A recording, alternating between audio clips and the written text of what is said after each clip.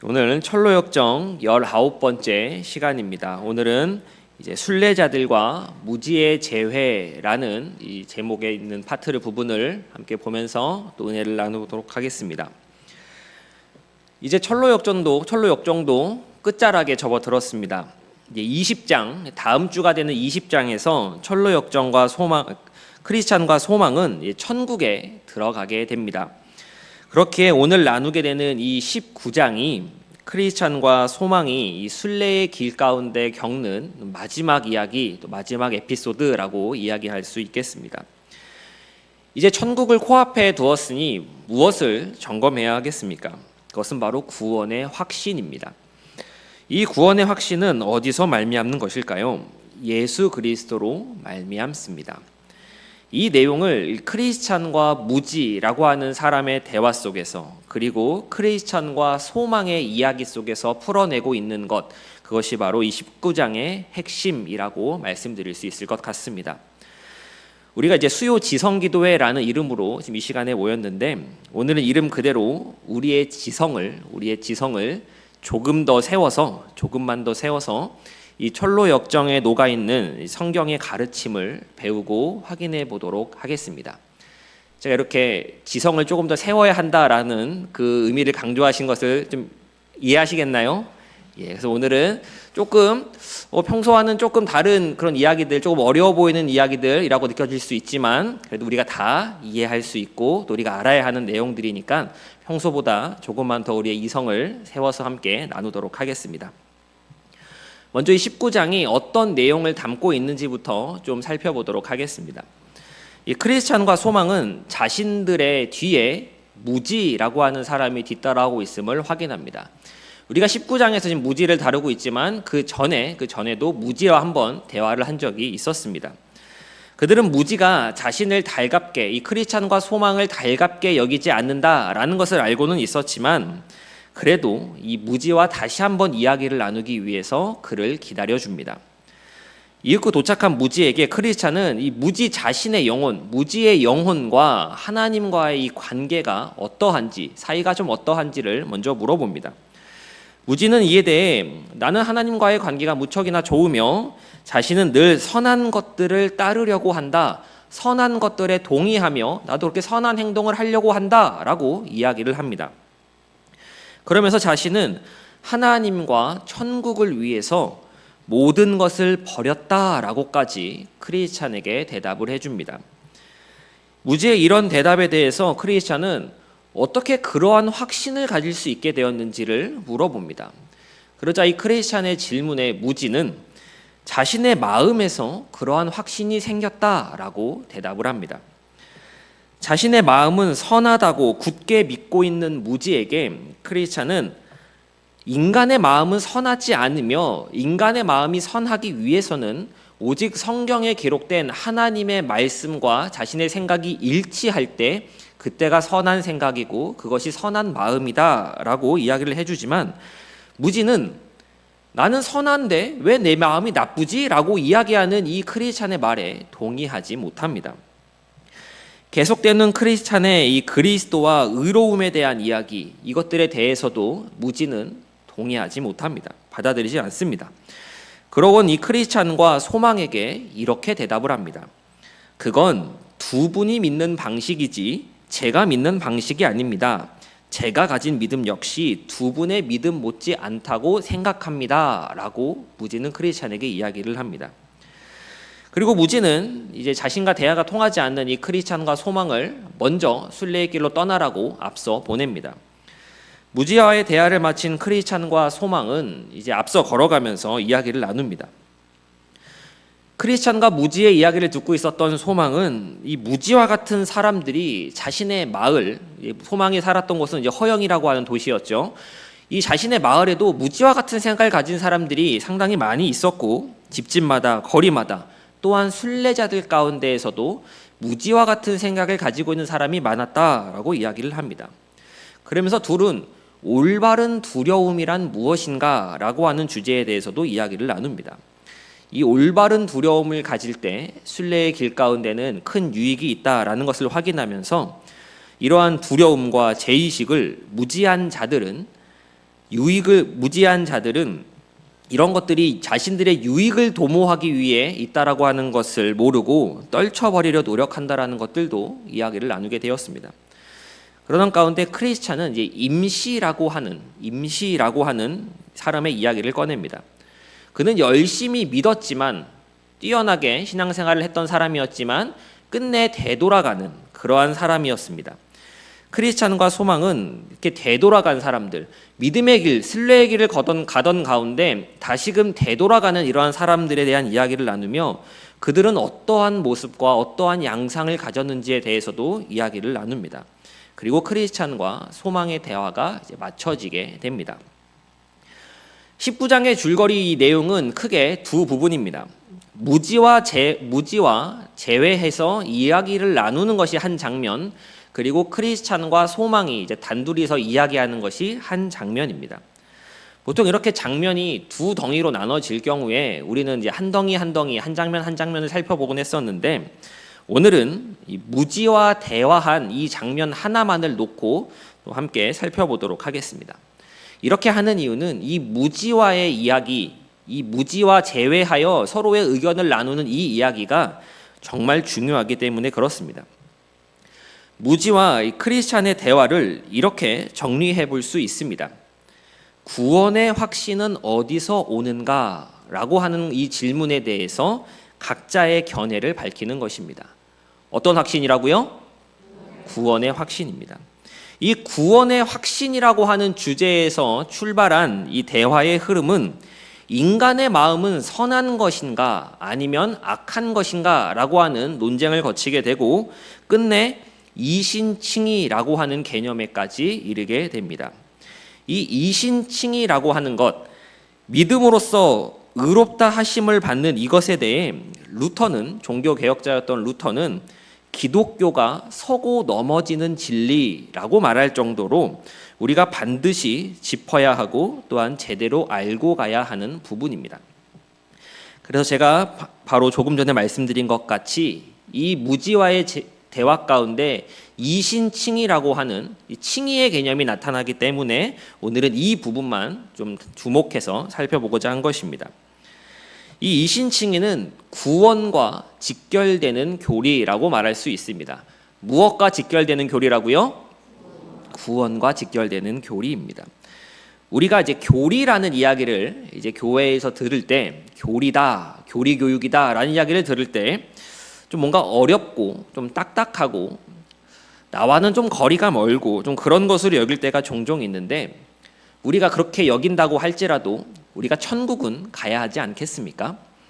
그러려면 이 이신칭의에 대한 내용, 구원의 확신에 대한 이 내용은 누가 뭐라고 해도 결코 흔들리지 않을 정도로 우리 가운데 정립이 되어 있어야 합니다. 이 수요일 저녁 비도 오고 조금은 고단한 시간일 수 있지만 집중해서 다시금 이 내용들을 좀 살펴보도록 하겠습니다. 우리도 이 대화의 흐름에 맞춰서 구원의 확신부터 한번 출발을 해보도록 하겠습니다. 자, 구원의 확신은 어디서 오는가? 구원의 확신은 어디서 오는가라는 질문입니다. 저는 이 구원의 확신이라고 하는 이 단어를 보면 저의 중학교 1학년 시절이 가장 먼저 떠오릅니다. 당시 누나가 다니고 있던 이제 모 교회에 제가 새로 등록을 해서 중학교 1학년 때입니다. 이제 중학교 1학년 때 새로 등록을 해서 나가게 되었습니다. 그 교회에서는 새신자 교육을 마치고 나면 이제 수료자들은 장년부 예배, 이제 어른 예배라고 하죠. 11시 예배에 이제 그 수료자들이 모두 참석을 하게 되는데 이 예배에 가슴에 그 명찰을 새깁니다. 뭐 박요한 이런 식으로 수료자 명찰을 새겨서 맨 앞자리에 이제 앉힙니다. 이렇게. 담임 목사님이 보실 수 있도록 그렇게 하는 것이죠. 그리고 예배가 시작되었는데 담임 목사님께서 한참 설교를 하시다가 갑자기 저를 보시면서 요한아, 너는 지금 죽어도 천국 갈 수 있겠니? 라고 물어보시는 겁니다. 그 교회는 엄청나게 큰 교회였습니다. 지금도 큰 교회고 그 당시도 큰 교회였습니다. 전 이제 중학교 1학년이고 잘 모르는 사람들이 많은 그런 상황이었죠. 근데 갑자기 담임 목사님이 요한아, 너는 지금 죽으면 천국 갈 수 있겠니? 라고 물어보신 거예요. 제가 이제 너무 당황을 해가지고 주위를 둘러보니까 사람들이 다 저만 보고 있는 겁니다. 이제 그래서 너무 당황을 해서 저도 잘 모르겠습니다 라고 대답을 했습니다.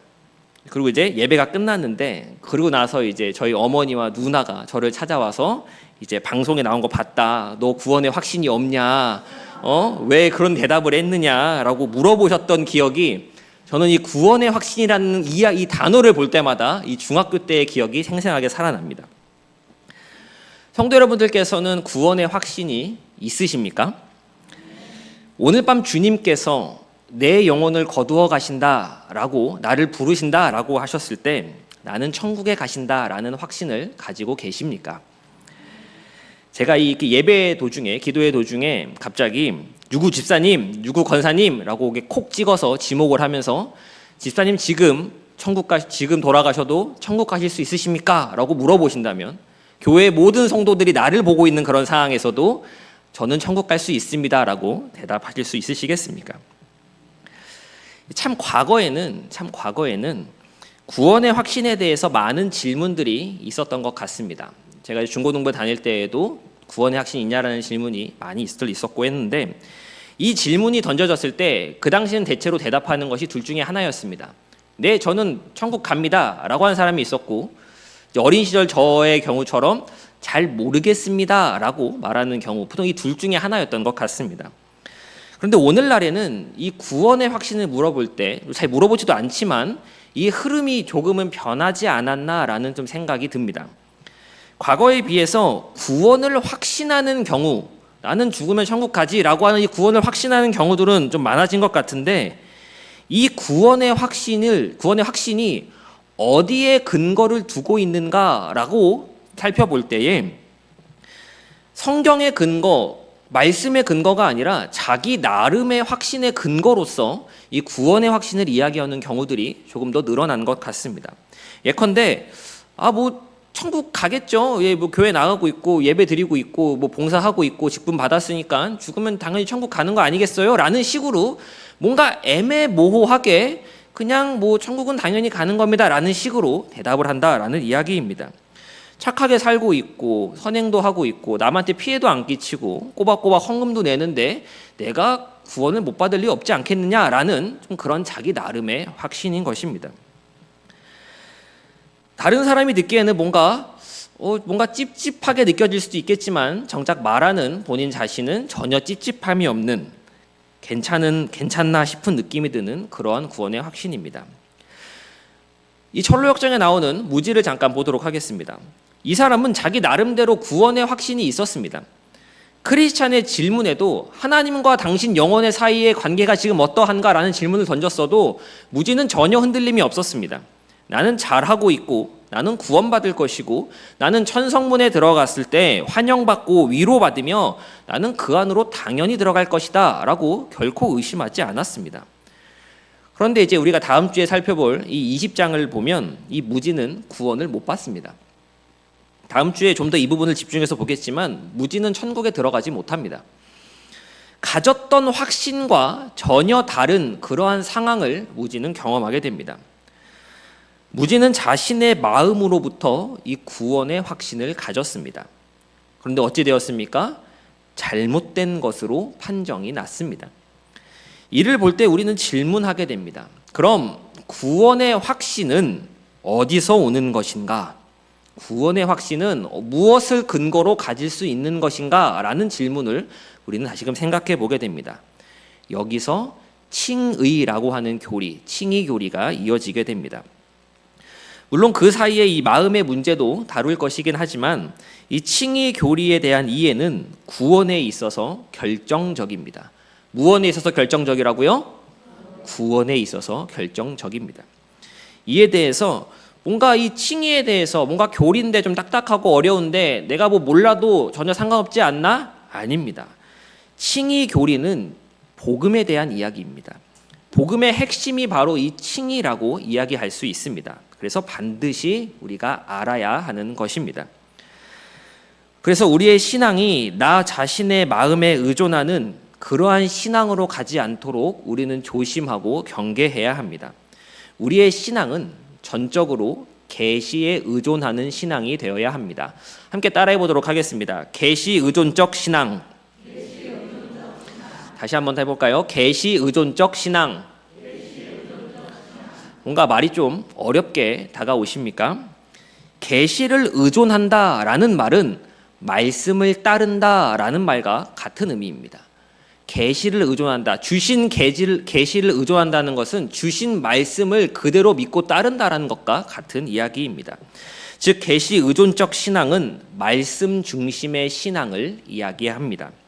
정리하면 구원의 확신은 나로부터 내 마음으로부터 출발하는 것이 아니라 오직 말씀, 오직 성경, 오직 하나님께서 계시하시고 그분이 이루어 놓으신 그 사실을 나의 힘이나 의지로서가 아닌 성령의 역사하심 속에서 그것을 신뢰할 때 가지게 되는 것입니다. 구원의 확신은 나에게서 출발한다는 것이 아님을 우리는 잘 기억하고 있어야 합니다. 말씀에 의존하지 않고 이 계시에 의존하지 않고도 마치 신앙이 자라는 것처럼 보일 수 있습니다. 굉장히 뜨거울 수 있고 한때는 대단해 보일 수도 있습니다. 와, 저렇게 충성을 하고 저렇게 열심을 내라라고 이야기할 수 있습니다. 그러나 말씀 중심의 신앙이 아니면 그 신앙은 결국에 모두 무너지게 됩니다. 우리의 신앙은 철저하게 하나님 말씀에 의존해서 자라가야 합니다. 이 사실을 반드시 기억하시는 저와 여러분이 되시기를 간절히 소망합니다. 이제 이 칭의에 대한 내용들을 조금 더 보도록 하겠습니다. 이 칭의라는 말을 할 때 이제 한자 말인데 일컬을 칭자에 오를 의자를 씁니다. 그러니까 옳다고 일컬음을 받는 것, 옳다고 이야기해 주는 것, 이것을 바로 칭의다라고 이야기할 수 있습니다. 그리스도의 이 완전한 의로 말미암아 우리는 의롭다 하심을 입지 못하지만 그리스도께서 이루어 놓으신 완전한 의로 말미암아 우리가 의롭다 하심을 받는 것, 이것이 바로 칭의입니다. 그런데 인간을 어떻게 보는가라고 하는, 인간이라고 하는 이 존재를 어떻게 이해하는가라고 하는 이것에 따라서 칭의의 개념은 아예 다른 두 개의 개념으로 나눠지게 됩니다. 그 가운데 하나는 이단이라고 정죄를 받았고 하나는 우리가 굳게 지켜야 할 진리로 인정받았습니다. 다시요. 칭의라고 하는 개념은 이제 예수 그리스도의 의로 우리가 의롭다 하심을 입는 것인데, 인간을 어떻게 보느냐, 인간이라고 하는 존재를 어떻게 이해하냐에 따라서 전혀 다른 개념이 등장합니다. 그 중에 하나는 정죄, 이단으로 정죄를 받았고 하나는 우리가 지켜야 할, 수호해야 할 진리가 되었습니다. 그럼 당연히 우리는 지키고 따라야 할 그러한 칭의에 대해서 확실한 정립을 해야겠지요. 이 내용들을 조금 더 나눠보도록 하겠습니다. 제가 최대한 어렵지 않고 쉽게 할 수 있도록 제가 열심히 했으니까 이제 잘 들어주시면 좋을 것 같습니다. 자, 먼저 인간에 대한 이해입니다. 인간에 대한 이해. 양쪽 모두 이 칭의라는 개념을 이야기할 때 양쪽 모두 그리스도의 의가 필요하다는 것은 인정하고 받아들입니다. 그러나 한쪽은 인간이 선하다라고 하는 것을 전제하고 있고, 다른 한쪽은 인간은 전적으로 부패하였고 오염되었으며 타락하였다라고 하는 것을 전제하고 있습니다. 그리고 이 전제는 구원에 있어서 인간의 역할이 있는가 없는가로 나눠집니다. 자, 구원에 있어서, 인간에 있어서 한쪽은 사람이 선하다, 한쪽은 사람은 악하다라고 나눠져서 구원이라고 하는 것에 있어 인간의 역할이 있느냐 없느냐로 나눠지는 것이죠. 즉 그리스도의 완전한 의가 죄인에게 전가되는 이 칭의는 인간의 협력 없이 십자가에 못 박히신 그리스도의 객관적이고 완전한 사역에 근거하는가. 그러니까 사람은 아무것도 한 게 없고 하나님께서 모두 이루어 놓으신 그 일에 근거하는가, 아니면 그리스도와 협력하게 만드는 인간의 마음에 발생한 주관적 행위에 의존하는가라고 나눠진다라는 이야기입니다. 좀 어려우시죠? 자, 쉽게 말하면 이런 겁니다. 하나님이 나를 구원하십니다. 하나님이 나를 구원하려고 하시는데 하나님께서 나를 구원하시려는 일을 다 하셨다라고 할지라도 내가 하나님 알겠습니다. 제가 하나님 믿겠습니다. 라고 해야 구원을 받고 구원이 일어나는 것인가? 아니면 나의 대답에 상관없이 구원이 이루어지는가? 라고 하는 것입니다. 인간의 역할이 있느냐 없느냐, 구원에 있어서 그리스도께서 삼위 하나님께서 완전히 객관적이고 온전하게 그 구원 사역을 다 하시는 것이냐, 아니면 나의 역할, 인간의 역할이 남아있는 것이냐라고 하는 것으로 나누어진다라는 이야기입니다.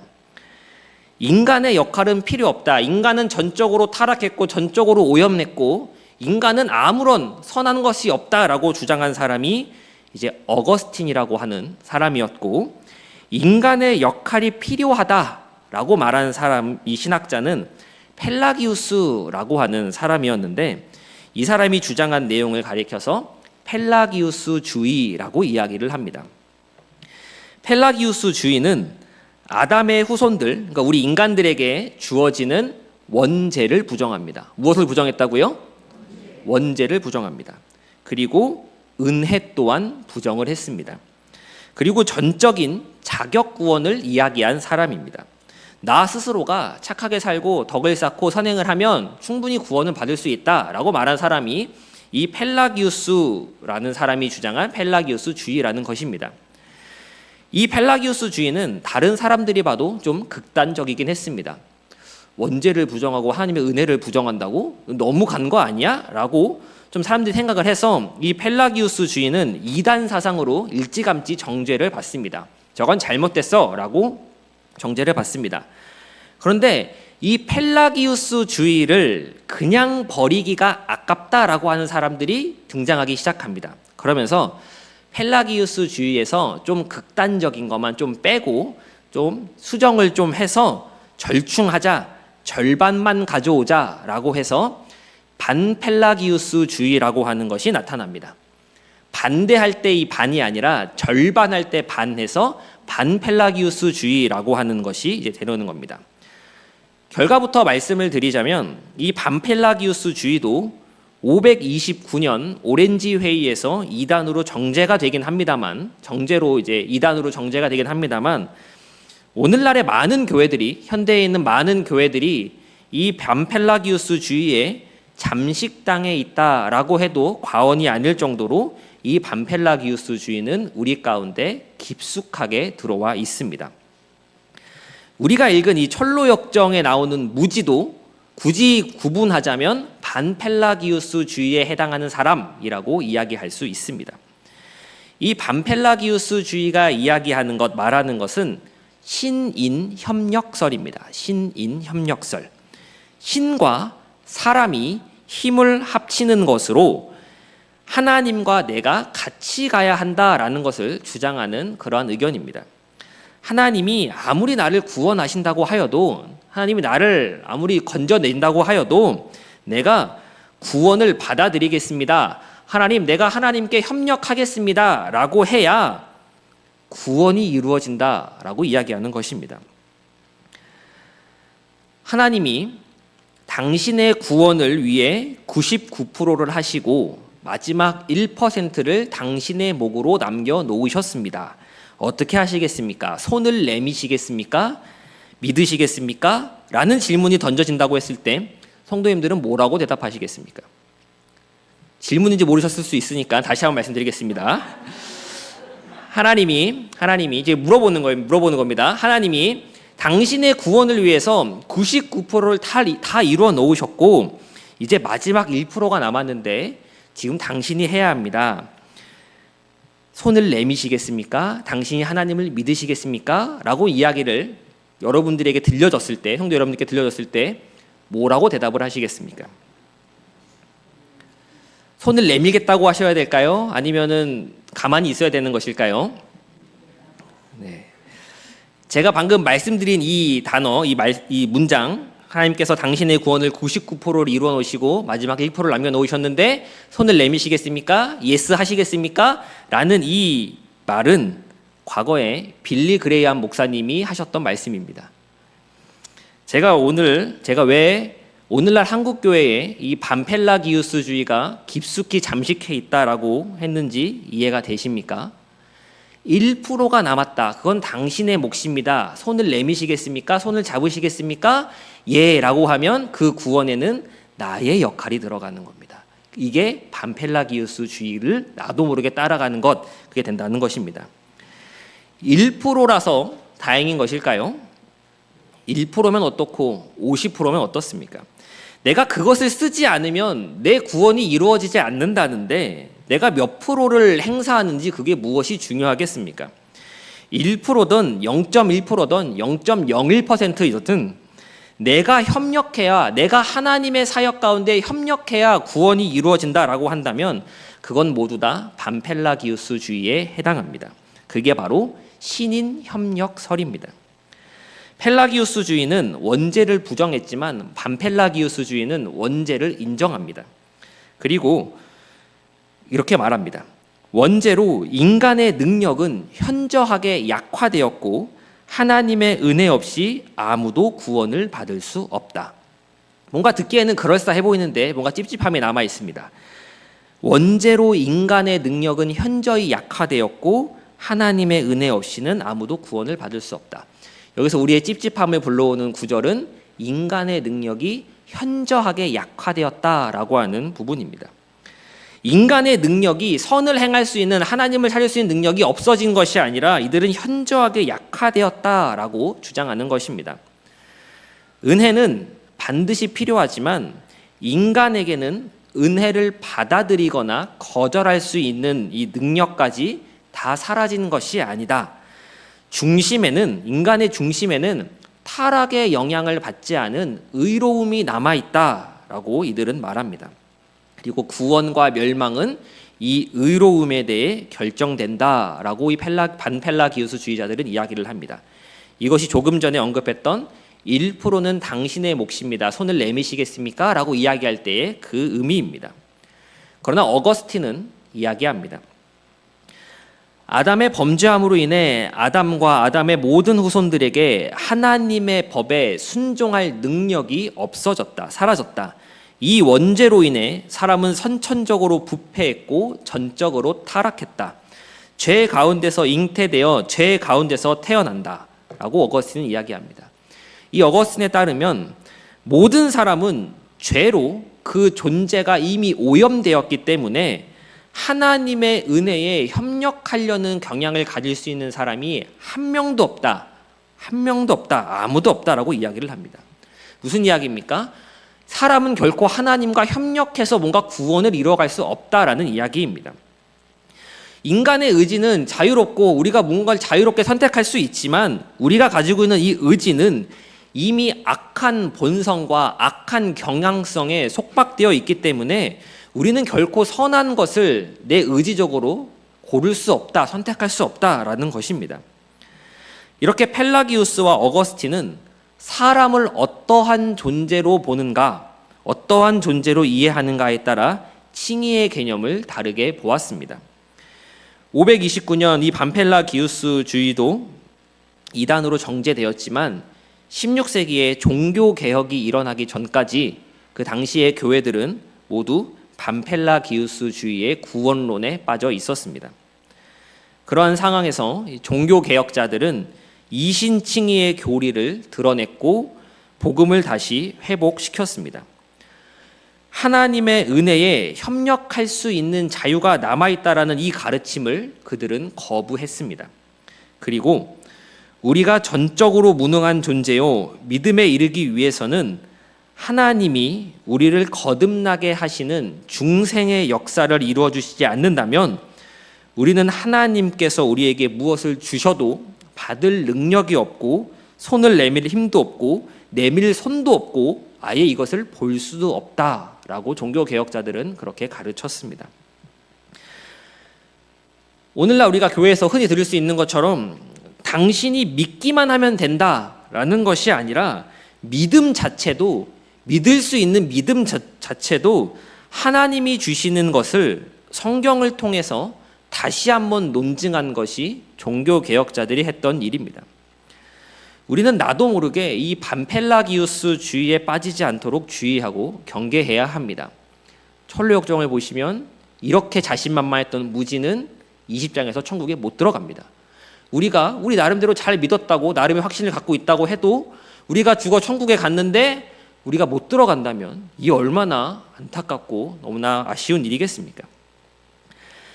지금까지 제가 이제 반펠라기우스주의와 이제 또 이 어거스트에 대한 이야기를 좀 말씀을 드렸는데 제가 하나 여쭤보도록 하겠습니다. 테스트를 하는 건 아닙니다. 하나 여쭤보도록 하겠습니다. 그냥 맞아 보이시는 것을 골라 보시면 됩니다. 중생이 있습니다. 중생은 거듭남이죠. 중생이라고 하는 거듭남이 먼저일까요? 회심, 마음을 고쳐먹는 걸 회심한다고 하죠. 회심하는 것이 먼저일까요? 중생이 먼저일까요? 회심이 먼저일까요? 거듭나는 게 먼저일까요? 마음을 고쳐먹는 것이 먼저일까요? 둘 중에 뭐가 맞다고 생각을 하십니다. 어떻게 생각을 하십니까? 손을 안 드셔도 괜찮습니다.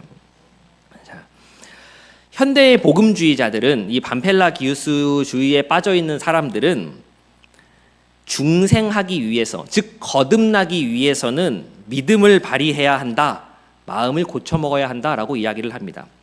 즉 내가 믿어서 내가 마음을 고쳐먹었을 때, 내가 회심했을 때 내가 거듭날 수 있다, 내가 회심해야 중생할 수 있다라고 이야기하고 그렇게 가르칩니다. 그러나 이는 잘못된 가르침입니다. 거듭남이 먼저 있어야 마음을 고쳐먹을 수 있는 겁니다. 즉 하나님이 살려주셔야 회심할 수 있는 겁니다. 거듭났기에 우리가 마음을 고쳐먹을 수 있는 겁니다. 우리는 이 둘을 헷갈리면 안 됩니다. 거듭남이 먼저냐, 내 마음을 회심하는 것이 먼저냐. 거듭남이 먼저입니다. 이 반펠라기우스주의자들은 내가 노력하지 않으면 은혜를 받지 못한다라고 이야기를 합니다. 내가 뭔가 자꾸 인간의 역할을 강조하는 것이죠. 인간의 역할을. 은혜가 필요하지 않다라는 이야기가 아니라 은혜는 필요한데 은혜를 받기 위해서는 내가 해야 할 역할이 있다라고 이야기를 하는 겁니다. 마치 우리나라 속담처럼 하늘은 스스로 돕는 자를 돕는 것과 같이 나의 역할, 나의 할 일, 내가 그렇게 해야 하나님이 은혜를 주신다라고 이야기하는 게 반펠라기우스주의자들입니다. 이해를 돕기 위해서 또 다른 예를 하나 들어보도록 하겠습니다. 병들어 죽게 된 사람이 있습니다. 이 사람은 힘이 없습니다. 약을 줘도 입을 열 수가 없습니다. 완전히 중병에 들어서 그냥 눈만 껌뻑껌뻑하는 그런 사람입니다. 그런데 그 사람에게 누가 입을 벌려서 그 입 가운데 약을 넣어 주었습니다. 이제 그 약을 삼키기만 하면 됩니다. 누가 삼켜야 됩니까? 내가 삼켜야겠죠. 이게 반펠라기우스주의자들의 주장입니다. 하나님께서 다 하시고 입을 열어서 입에 약을 넣어 주셔도 삼키는 건 내가 해야 된다라는 것이 반펠라기우스주의입니다. 그러나 성경이 말하는 것은 이와 다릅니다. 우리는 이미 죽었습니다. 죽을 뻔하고 중병에 들어서 눈만 껌뻑껌뻑하는 그러한 움직이지 못하는 사람의 수준이 아니라, 죽은 척하는 것이 아니라 정말 말 그대로 죽었습니다. 그냥 시체입니다. 그러한 시체를 하나님이 살리신 것입니다. 살렸기 때문에, 하나님이 먼저 우리를 살려주셨기 때문에 우리가 반응할 수 있는 것입니다. 이것이 어거스틴이 이야기했던 성경의 가르침입니다. 그래서 이를 알고 있던 소망이 크리스찬과 무지와의 대화를 듣던 가운데 하나님 아버지께서 그리스도를 계시해 주지 않으시면 사람들을 통해서는 그를 알고 구원에 이를 수가 없습니다 라고 이야기하는 것입니다. 무슨 얘기냐면 하나님께서 하나님 되심을 계시해 주시고 알려주셔야만 우리가 하나님을 알 수 있는 것이지, 그냥 사람들을 봐서는 하나님이 계심을 알 수 없다라는 이야기입니다. 이런 생각을 어떻게 인간이 할 수 있겠습니까? 무지가 가진 생각은, 무지가 하는 모든 말들은 모두 인간의 마음에서 나오는 생각입니다. 하나님 계시지, 은혜 필요하지, 근데 그래도 사람의 역할이 필요하지 않을까? 사람이 해야 되는 일들이 있어야 되지 않을까? 라고 이야기하는 것이 무지가 이야기했던 인간의 마음에서 나오는 생각인 것이고, 성경에서 말하는 것은 아니야, 너희는 그냥 죽었어, 죽었던 너희를 하나님이 살리신 거야 라고 이야기를 하는 것입니다. 우리는 인간을 이해할 때 인간은 전적으로 부패하였고 전적으로 타락하였다. 우리에게는 선한 것이 없다라고 하는 것을 우리는 잊지 말아야 합니다. 조금 삶을 살아가다 보면 또 주변 사람들의 이야기를 듣다 보면 저 사람은 법 없이도 살 수 있다. 저 사람은 착하다, 겸손하다, 정직하다라는 이야기를 들어도 우리 스스로는 나는 그래도 여전히 부패했고 나는 여전히 죄에 물들어 있고 나에게는 예수 그리스도가 필요하다라는 사실을 굳게 붙잡아야 하는 것입니다. 우리에게는 오직 그리스도의 완전한 의로만 구원에 이른다는 사실을 굳게 잡아 지키는 저와 여러분 되시기를 간절히 소망합니다. 철로역정 19장 이 순례자들과 무지의 재회를 정리하도록 하겠습니다. 해당 내용을 제가 읽고 이제 정리를 하면서 이제 일주일 동안 저도 되게 골머리를 많이 썩었습니다. 이거를 어떻게 말씀을 드려야 할까? 내용이 어렵게 느껴지셔서 혹시 이제 주무시면 어떡하나라는 걱정이 많았습니다. 이제 내용을 마무리하면서 총 정리를 해보도록 하겠습니다. 앞에 나온 이야기가 잘 이해가 안 되고 무슨 펠락 주의 해도 괜찮습니다. 지금부터 잘 들으시면 됩니다. 총 정리만 잘 들으면 되시는 거죠. 자, 정리해 보도록 하겠습니다. 우리는 구원을 받았습니다. 믿으십니까? 구원을 받으셨습니다. 아멘이십니까? 이 구원에 대한 확신은 어디로부터 오는 겁니까? 예수 그리스도로 옵니다. 나의 생각, 나의 감정, 나의 판단, 나의 언행으로부터가 아닙니다. 오직 하나님께서 주신 말씀, 성경으로부터 이 구원의 확신은 옵니다. 우리는 우리의 구원의 근거를 그리스도께만, 누구에게만? 그리스도께만 두어야 합니다. 구원의 확신은 누구에게 두어야 한다고요? 그리스도에게 두어야 합니다. 그러니까 오늘은 막 내가 믿음이 충만하고 성령이 충만한 것 같아서 나 지금 죽어도 천국 갈 수 있지라고 하지만 마음이 너무 힘들고 예배에 집중 못하고 예배도 안 나가고 이러다가 지금 죽으면 천국 못 가는데 어떡하지? 라는 게 아니라는 것이죠. 구원의 확신은 누구에게? 그리스도께 두어야 하는 것입니다. 다음으로 우리는 믿음으로써 의롭다 하심을 입어서 구원을 받았습니다. 먼저 누구를 믿습니까? 예수 그리스도를 믿습니다. 누구를 믿는다고요? 예수 그리스도를 믿습니다. 예수 그리스도를 믿을 때 완전한 의를 이루신 그분의 의가 우리 가운데 전가되어집니다. 삼위 하나님께서 이루신 구원의 사역 가운데 인간의 역할이 있을까요? 없을까요? 없습니다. 온전히 삼위 하나님께서 하시는 사역, 구원은 온전히 삼위 하나님께서 행하시는 사역입니다. 그럼 내 구원에 내가 관여하는 바는 없으니 세상에서 막 살면 되는 것일까요? 아닙니다. 이제 이 부분에 대해서 인간의 선행은 어떻게 되는 것이냐, 인간의 할 일이 남은 것이 아니냐라고 물어보기도 합니다. 인간의 선행은 필요합니다. 구원의 능력은, 우리가 받은 구원의 능력은 우리의 삶을 변화시켜서 우리가 그러한 선한 행동으로 할 수 있도록 우리를 이끌어주는 겁니다. 선행을 해서 우리가 구원을 받는 것이 아니라 구원을 받으면 그 구원의 능력으로 누가 뭐라고 하지 않아도 착한 일, 선한 일, 성경에서 하라고 하는 일들, 하지 말라고 하는 일들을 구별해서 행하기 시작한다라고 하는 것입니다. 우리는 구원을 받았기 때문에 선행을 하는 것입니다. 선행을 해서 구원을 받는 것이 아니라 구원을 받았기 때문에 선한 행동을 한다는 것을 기억해야 합니다. 우리는 어떤 존재들이었습니까? 우리는 전적으로 부패하고 오염되어서 타락한 존재들입니다. 하나님을 찾을 수도 없고 하나님을 요청할 수도 없는, 하나님께서 우리에게 손을 내미셨어도 그걸 받을 손도 없고 그걸 볼 수도 없는 그러한 우리였습니다. 그러한 우리를 하나님께서는 불쌍히 여기셔서 그리스도로 말미암아 죽었던 우리를 다시 살리셨습니다. 죽을 뻔한 우리를 살리신 것도 아니고 죽기 직전까지 간 우리를 살리신 것이 아니라 죽었던 우리를 살려 주셨습니다. 오직 구원은 예수 그리스도께로만 얻을 수 있습니다. 아멘이십니까? 이 진리의 내용들이 우리가 가지는 신앙의 뼈대가 되어야 합니다. 구원을 받았다라고 하는 우리가 가진 이 신앙의 뼈대가 되어야 합니다. 무지한 상태의 신앙은, 잘 모르는 상태의 신앙은 일시적인 열심을 낼 수 있습니다. 하지만 그 신앙은 결코 오래가지 못합니다. 신학과 신앙은 늘 같이 가야 합니다. 신학이 없는 신앙은 무너져 버리고 신앙이 없는 신학은 다른 사람들을 정죄합니다.